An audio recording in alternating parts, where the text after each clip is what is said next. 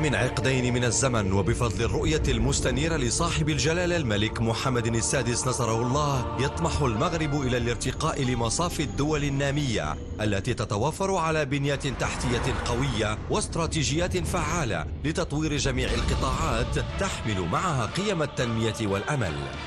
خلال السنوات الأخيرة تم تعزيز النسيج الصناعي للمملكة بتخصصات جديدة تنتظم حاليا في منظومات فعالة محدثة للقيمة المضافة وتضم العديد من الفاعلين المحليين والدوليين.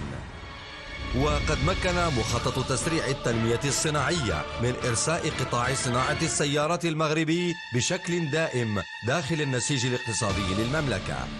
من الآن فصاعدا فرض المغرب نفسه كفاعل رئيسي في صناعة السيارات على المستوى القاري والدولي،